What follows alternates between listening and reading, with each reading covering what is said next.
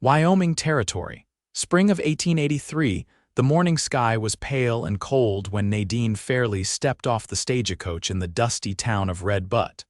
Her wedding ring too loose on her finger and a letter pressed firm in her coat pocket. She had married a man she barely knew, and no one in town could understand why. Quincy North was the cowboy nobody wanted. Folks called him Quiet Quinn not out of kindness, but because he never talked unless he had to. He lived alone in a small homestead just outside town, kept his hat down low, and never stayed long when he came in for supplies.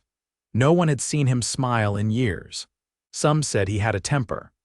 Others just figured he was too strange from spending too much time with horses and not enough with people. But Nadine had read the letter he sent, plain words, honest. He needed a wife. Not for love, he made that clear, but for the look of it. People left you alone if you were married. He owned land and a roof, and she could have both if she agreed, and Nadine.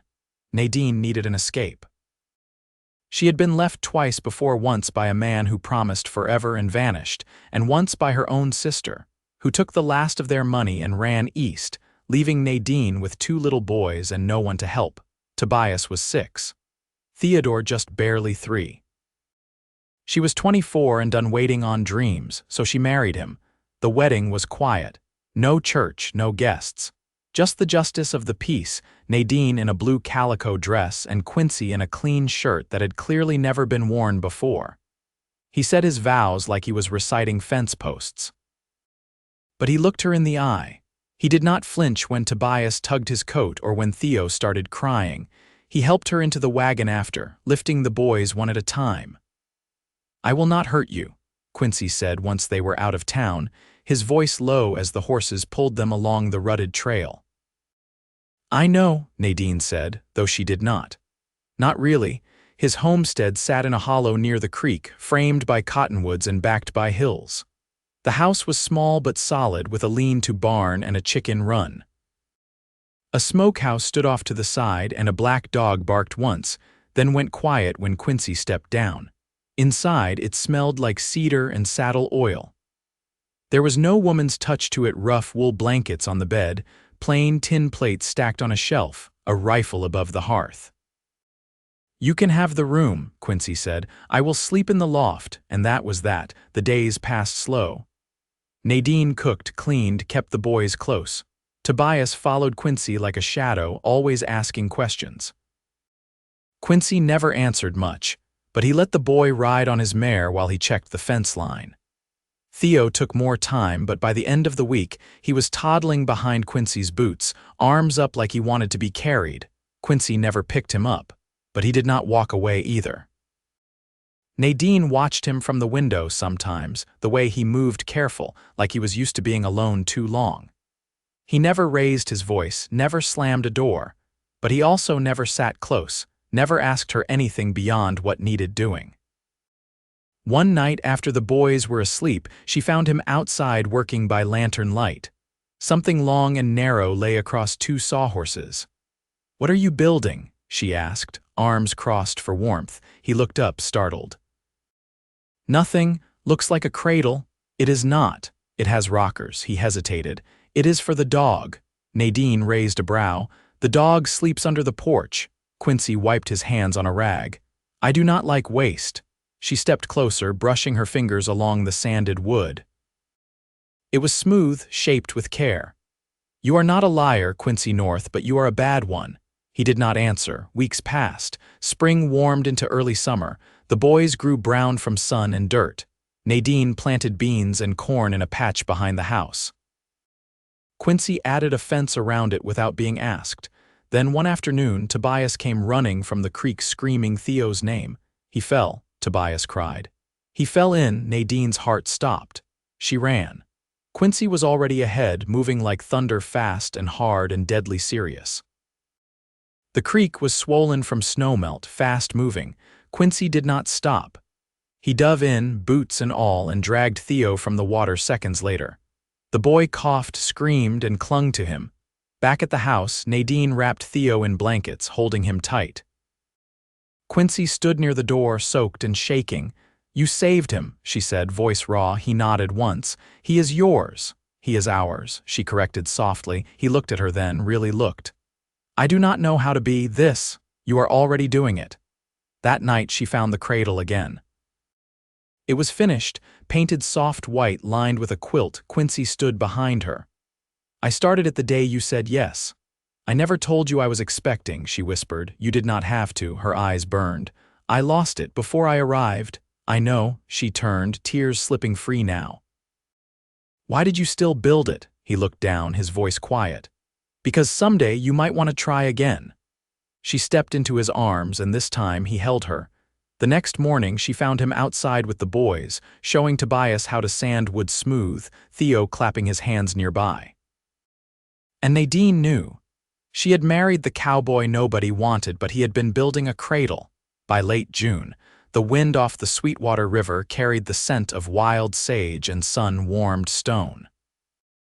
Nadine stood barefoot on the porch, rubbing a wet cloth over Theo's sticky hands while Tobias chased the dog around the yard, both of them shrieking with laughter. Inside, the skillet hissed with fried salt pork. Quincy had been gone since sunrise. One of his colts had gotten tangled in a barbed wire fence the day before, and he'd taken it up to the far pasture where the grass grew thick and soft. He didn't say when he'd be back, but Nadine had packed him a leather pouch with bread and smoked meat just the same. When he returned near sundown, his shirt was bloodied at the sleeve and sweat darkened the band of his hat. Nadine met him at the barn before he could unbridle the horse. What happened? He lifted his arm, showing the tear where the wire had caught him. Colt spooked. I moved too fast. It's shallow. Let me see it inside. I can clean it out here. I said inside, Quincy. He didn't argue. She pulled the stool near the hearth and lit the lamp while he sat, rolling up his sleeve. The gash was long but clean, no sign of festering. She dipped a cloth in warm water and began dabbing gently. You need to stop working yourself to bone, she said, not looking up. He winced once, then stayed still. I'm used to doing things myself. I noticed, doesn't mean it's good for you. He didn't answer, but his jaw eased slightly. After she wrapped the arm in linen, she poured him a tin cup of coffee and set it beside him. You eat anything since morning? No. Nadine pulled a plate from the hearth and set it in front of him. Then don't talk, just eat, he did, slowly as if unused to being tended to. She sat across from him, threading Theo's socks with fresh yarn. The room was quiet except for the low rustle of the fire. Quincy set his cup down. I wired for lumber, she looked up. For what? Want to build something out back, a shed maybe, somewhere for tools. Somewhere you can put your canning when fall comes. Her fingers paused over the needle. You think I'm staying that long? He didn't flinch. I hope so. She returned to the stitching, but her throat tightened with something she couldn't name. That night when Quincy climbed to the loft, Nadine sat beside the cradle, rocking it with one bare foot. The quilt inside was faded blue and white, stitched with tiny stars. She traced the edge, then walked quietly to the ladder. He was lying on his side, back to the room. I don't need the whole bed, she said softly. You don't have to sleep up here. He turned, eyes catching hers just faintly in the lamplight. I don't mind it. I do, she waited. He climbed down slowly, careful not to wake the boys. They slept at opposite ends of the bed, but the space between them no longer felt like distance. The next morning, Nadine found the chicken coop door hanging open and 3 hens gone. Fox prints in the dirt. She cursed under her breath and marched toward the barn where Quincy was oiling a harness. Something get in, he asked without looking up. 3 hens. Gone, he stood, brushing his palms off. I'll set the traps near the brush line. You shouldn't have to do everything. He met her eyes. You do more than you think. I don't want to be a burden to you. You're not. She waited, but he said no more, just picked up the traps and walked toward the trees. That evening he came in with a fresh kill, a lean red fox, its pelt clean and soft. Tobias stared wide-eyed while Theo clung to Nadine's apron. Quincy crouched beside them. You don't kill unless you need to, he said. But if something threatens what's yours, you don't look the other way. Tobias nodded solemnly. Theo reached out and touched Quincy's shoulder. Nadine watched them from the stove, hands trembling slightly where they gripped the ladle. After the boys fell asleep, Nadine stood outside under the stars, arms folded against the chill. Quincy stepped beside her, silent. She didn't look at him. "You never told me where you learned to do all this." "I grew up near Medicine Bow. My father was a drunk. My mother left. I learned the rest myself." She turned. "You ever think about leaving this place?" "Used to, not anymore." "Why not?" He was quiet a long moment. "Because everything I want is here now." She felt it then, not in his words, but in the way he stood beside her, steady and unyielding as the ground beneath their feet. The wind stirred the cottonwoods, and she reached out, taking his hand. He didn't pull away, only held on. Wordlessly, they went inside. The cradle waited in the corner, still empty but no longer a symbol of loss. Now it promised something else. Something that hadn't existed between them the day she'd arrived. Something they were building slowly, carefully, together. A heavy rain settled over Red Butte for 3 days straight, drumming against the windows and turning the yard to thick mud. The creek brimmed high but did not spill over. Quincy kept close to the barn, mending broken tack and checking the roof for leaks. Nadine moved carefully through the house with a broom in hand, her hair damp from the steam that rose off simmering jars of apple preserves. The boys grew restless. Tobias pestered Quincy with questions about bridles and saddle trees, until Quincy handed him a length of rawhide and told him to try braiding it.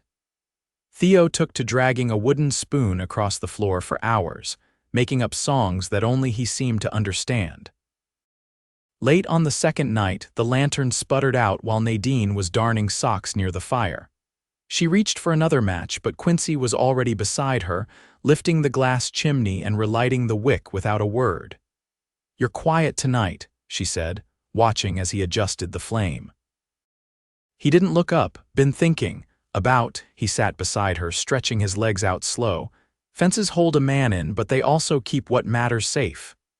Nadine laid her sewing in her lap. "You thinking about building more?" "No," he said.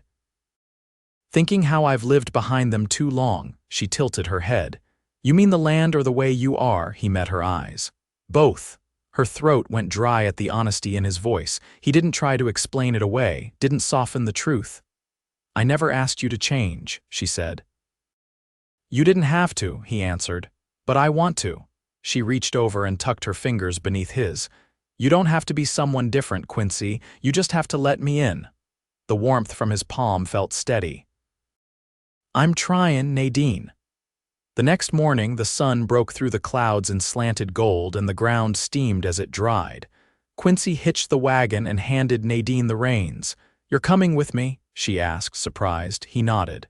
"Trading post is 2 hours out." "You've not left the property since you came." She settled Theo on her lap while Tobias climbed up beside Quincy. "You worried I'll run? If you wanted to, you would have already." The trail wound through low hills and past stands of cottonwood, the tips just beginning to show hints of yellow. Quincy drove quiet, but not distant. When Tobias pointed out a hawk gliding high above, Quincy told him how to tell the difference between a hawk's cry and a crow's. When Theo fell asleep against Nadine's chest, Quincy passed her a folded blanket without being asked. At the trading post, Nadine stepped into the dry goods store while Quincy walked around back to speak with the man who sold horseshoes. Inside, she browsed the bolts of muslin and duck cloth, her eyes lingering on a length of pale green calico. "You making a dress?" the shopkeep asked, running his fingers through his beard. "Not for me," she said. "For the Cradle."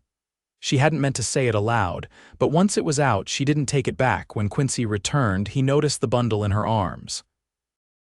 "You've got plans." "I do," she said, "and I'm not asking permission. Didn't expect you to."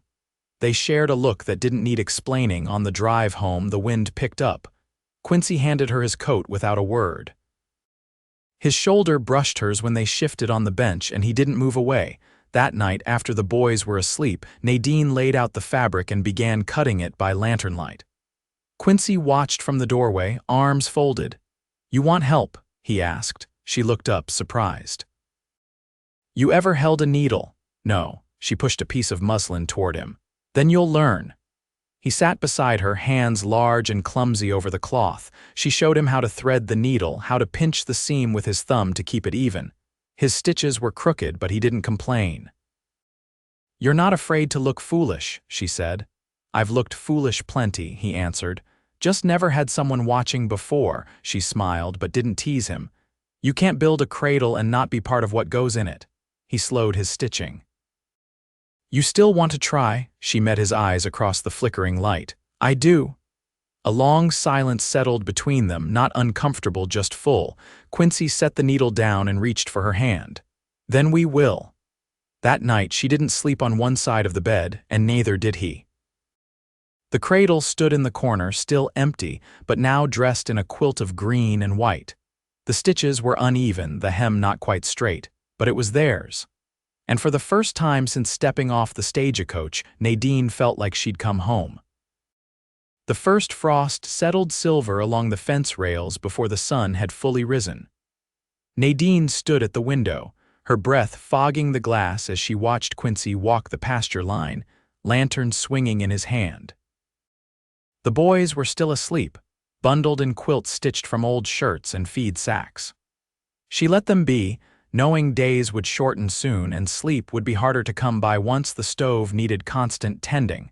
By the time Quincy stepped inside, the scent of boiled oats filled the kitchen.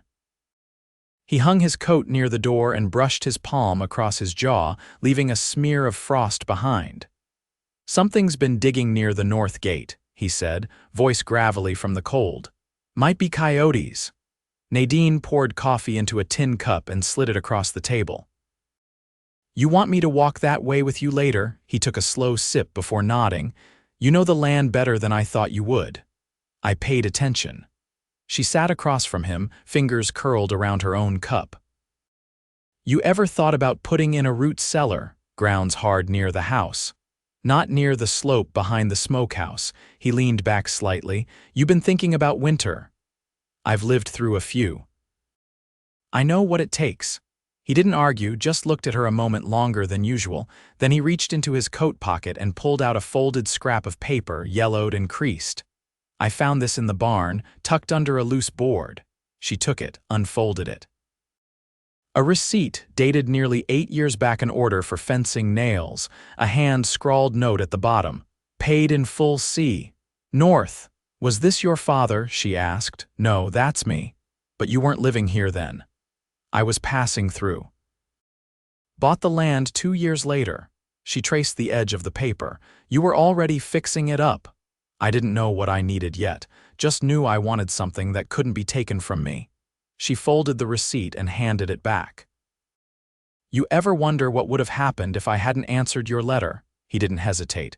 "I'd still be here, but I wouldn't be building anything." Later that morning, as Quincy hitched the team, Nadine layered Theo's coat over his shoulders and tied the last of the buttons.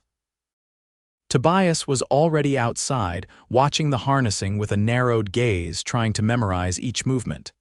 "We'll be back before dark," Quincy said, settling Theo into the wagon. "If the trading post has salt, we'll bring back extra." Nadine nodded, brushing her hands against her skirt. "I'll boil what's left of the tomatoes and start the cellar trench." Quincy turned, his gaze resting on her a moment longer than the words required. "Don't overdo it. I know my limits. I'm not worried about your strength," he said, "just your hands. You tear the skin, it won't heal right in the cold." She felt warmth rise in her chest, quiet and steady. "You always look out for what you care about." "I try." As the wagon rolled off, she picked up the spade from where he'd left it, leaning near the smokehouse. The slope was shaded, the earth more forgiving there. She worked slow, steady, the rhythm of the shovel cutting through soil like a heartbeat. By the time the sun crested above the cottonwoods, she'd cleared a shallow channel. Her back ached, her gloves stiff with dirt, but she didn't stop until she'd measured it proper and marked the edges with stone. That evening, Quincy returned with 2 sacks of coarse salt, a length of oilcloth, and a small parcel wrapped in brown paper. He handed it to her without a word. Inside was a pair of wool-lined gloves, finer than anything she'd owned before. "They're not new," he said. "Traded for 'em, but they're whole." She turned them over, the seams tight, the lining soft. "You thought about this on your own. I saw your hands." She slipped them on, flexing her fingers. "They fit. I guessed." The boys ran past them toward the porch, laughing, the dog kicking up dust behind them. Quincy didn't move to follow. He looked down at her hands again before lifting his eyes to meet hers. "You've done more for this place than I ever did alone." She stepped closer, her voice low. "We don't have to keep counting who did what." He nodded once, slow. "I just want to be enough." "You are," she said. "You always were." That night, they sat beside the hearth while the boys slept. The wind rattled the windows and the fire popped in sharp bursts. Nadine reached into her sewing basket and pulled out a square of muslin, freshly cut. "I want to make something for the walls," she said. "A hanging?" "What kind?" "Something that says this is a home, not just shelter." He watched her thread the needle, his voice quiet. "You think we've earned that yet?" She lifted her eyes to his. "I think we're living it." He didn't answer. He didn't need to. She stitched the first line by firelight, and he stayed beside her until the flame burned low, the cradle resting in the corner, no longer a symbol of waiting but of promise. By late October, the air had taken on a sharper edge, and the last of the leaves blew down from the cottonwoods in rust-colored spirals. Nadine stood at the edge of the half-dug root cellar, hands on her hips, watching Quincy ease a heavy beam into place. His shirt clung to his back, dark with sweat despite the cool. "You're putting in too much for a cellar," she said, stepping down into the trench with a bucket of nails on her arm. "Figured it might hold more than potatoes," he said, without looking up. "What else you think we'll be storing in here?" He pressed the beam into place and finally met her eyes. "Future." She handed him the nails, her voice quieter now. "You think that far ahead?" "I didn't used to." They worked in silence after that, but it wasn't the uneasy kind. They moved with rhythm, her holding the planks, him hammering them in, the sound of it echoing off the hills. When the sun dipped low and the boys came carrying water from the pump, Quincy stepped back, brushing sawdust from his sleeves. "I'll put the cover on tomorrow." "Should do for winter." Nadine looked over the structure, solid and square. "It's more than I expected when I got off that coach." He turned toward her, jaw set in a quiet kind of certainty. "It's not done." That night she found him sitting in the barn after the boys had gone to bed, sharpening the edge of a small hatchet by lantern light. "I didn't hear you come in," he said, not turning. "I saw the light." She stepped inside, brushing straw from a low stool before sitting. The barn smelled of old hay and leather. Above them, the horses shifted in their stalls, tails flicking in the quiet. "You never told me why you really wrote that letter," she said. He paused, the whetstone still in his hand. "I was tired of being looked at like I might break." She studied him in the low light. "You don't seem like a man anyone would pity." "I wasn't always this way." She let the silence stretch, trusting him to fill it in his own time. "My brother died in a flood south of Rawlins. We were hauling fence posts. Wagon tipped. I tried to pull him out, but the water took him." Her voice was barely more than breath. "How old were you?" 17. She reached for his hand, calloused and warm under hers. He didn't pull away. "It's not weakness to be mourned," she said. His jaw shifted, like he was chewing on the words. "You think I'm still carrying it? I think you wouldn't be the man I married if you weren't." He looked up then, truly looked, like he was seeing her not as someone who filled a space but as someone who had taken root. "You never asked for much," he said. "You never gave me reason to." He set the hatchet aside and leaned forward, resting his elbows on his knees. "I know I'm rough in places. I don't always say things right. You show them just fine." Outside, wind rattled the barn doors. Inside, the quiet between them felt like shelter. He reached over, brushing a bit of straw from her skirt. "I want to be someone you can lean on. You already are." He stood, held out his hand. "Come back with me." She followed him through the dark, his fingers wrapped around hers. In the house, the fire had burned low, but there was still warmth in the stones. They didn't speak again that night, but when they lay down, Nadine curled into him without hesitation. His arm came around her, steady and sure. By the first snow, the cellar was finished and the fields had gone to brown. Nadine stood at the hearth, her belly just beginning to soften under her apron. She hadn't told him yet, not with words, but he knew. He came up behind her one morning, resting a hand low on her back. "You'll need another quilt for the cradle." "I've already started one." He kissed her temple just once, like it was the most natural thing in the world. They spent the winter inside mostly, reading aloud from a worn book of stories Quincy had traded for, the boys building forts from firewood and blankets. When the storms came, they listened to the wind howl and stayed close, warm under shared covers, the walls holding firm. In the spring, a girl was born with dark hair and a cry strong enough to fill the room. Quincy held her like he'd been practicing the posture for years. Nadine watched him, her heart full in a way it had never known. They named her Clara, after Nadine's mother, who had never seen Wyoming but would have loved the way the hills turned green after rain. Quincy built her a second cradle, smaller than the first, with carvings of pine cones and stars along the side. He placed it beside their bed, close enough that Nadine could reach her without rising one evening, when the light stretched long across the fields and the scent of lilac drifted in through the open window. Quincy took Nadine's hand as they watched the children play in the yard. "I didn't know this was possible," he said. She leaned her head against his shoulder. "What? This kind of peace?" She didn't answer at first, just curled her fingers tighter around his. "We earned it," she said. "Every inch." He kissed her, then not hurried, not uncertain, just sure. And when the stars came out, they sat on the porch together, watching the children chase fireflies, the sound of laughter rising like a hymn.